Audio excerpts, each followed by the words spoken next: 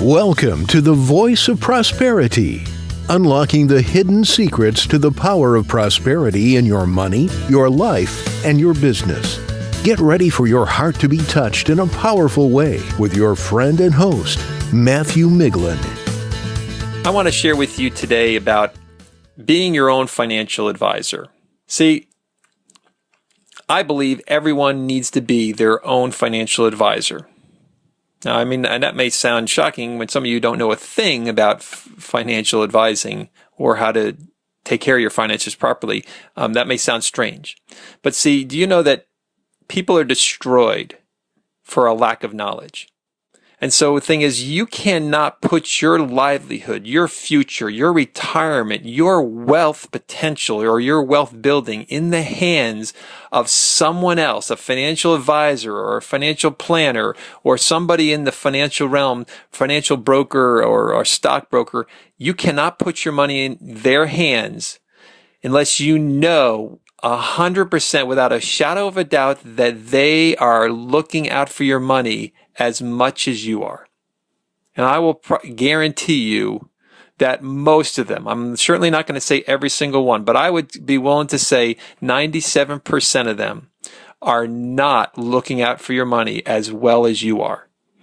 Why should somebody? It's just human nature. We take care of our own money better than anyone else's. And so when you're in that field, it's very easy for them to look at their financial situation. I call financial brokers, they're called financial brokers because most of them are broke. Most of them are just making, a decent salary, but they're not making a lot of money in the investing world. They're making the money strictly on the sales they're selling to you. Very few of them have learned how to properly invest their money and make money. And here's the thing is, one of the greatest things you can do when you're looking for someone to help with finances, and you do need to, have some counsel that you seek for this, regardless of the fact that I'm trying to help you become your own financial advisor, but is when you look for one, the first thing you want to do, ask them is, please show me your portfolio. Show me what you are invested in, because I will guarantee you most of them, because I used to be in the industry and I know most of them will not be invested in the very thing that they're asking you to invest in. And they'll have excuses. Well, we're different age, or we have different risk factors and all that. And although there are some truths to that, but generally if they're selling you on how great this investment is, how much opportunity there is, then my question always is, then why are you not invested in it, or at least a portion of your money invested in it? And when you don't see them invested in the very thing they're telling you to invest in, you need to go find another financial advisor or financial planner. Because you want someone who's vested in the very thing that they're telling you should invest in. The other side of it is, you should be looking to every day to try to develop and grow your financial knowledge.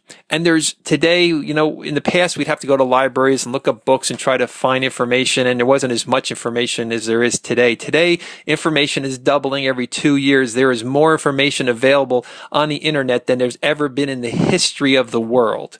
So there is no excuse for you not to be able to grow your financial knowledge and to have access to amazing information and techniques and strategies and concepts and just ways to look at investing in money. You can go on, Yahoo's homepage and click on finance and just get amazing amounts of information on a daily basis. Even if you only read 2 or 3 articles, that will continue to increase your knowledge. And I encourage you to get a 3-ring binder, put on it your financial, boot camp or your financial university, whatever you want to call it. And I want you to start collecting, information that you're reading, and this has got a lot of data or a lot of, let's say strategies or steps you can follow. Print them out, put the hole punches in and put them in your 3-ring binders so that you can have that as a reference. And you basically should be able to build up this reference manual that gives you all the knowledge and resource of information you need at your fingertips. It's like, yeah, there's something about that I need to double check, and you have it in your binder here where you're collecting it. Or it could be a file on your computer if you want to do it that way, that you put everything to. But it's always better to have that physical, I believe, grab it and see it in front of you. So you're going to continue to grow your information in this knowledge base so that you become more and more knowledgeable. So when you talk with financial advisors, you'll begin to understand them better. You'll begin to understand where they're going. You'll be able to ask the right questions, because finding the right people to help is the key, is asking the right questions. The key to, is to be looking for areas that you're passionate about. I always believe in passion investing, because passion investing is the best, because you're going to be willing to look up the information on it regularly because you're interested and passionate about it. You'll be willing to study it. You'll be able to follow it. You'll be willing to look at the trends. You'll be able to watch the news. You'll be able to, do things to be able to stay involved in that investment.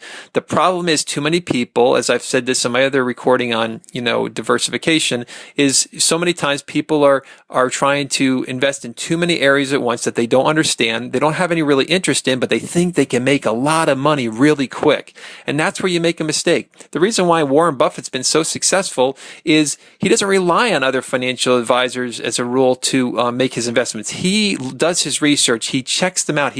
These companies, before he invests, he looks at them, he watches them and monitors them, and he invests for the long term. He doesn't invest for the short term, trying to find these quick get-rich-quick scheme companies, these companies that are going to make millions overnight. And do they happen occasionally? They do occasionally happen, but they're rare, very rare, and the chances of you finding that one company are slim. And most people who jump at those kind of risks, investing, generally always lose money.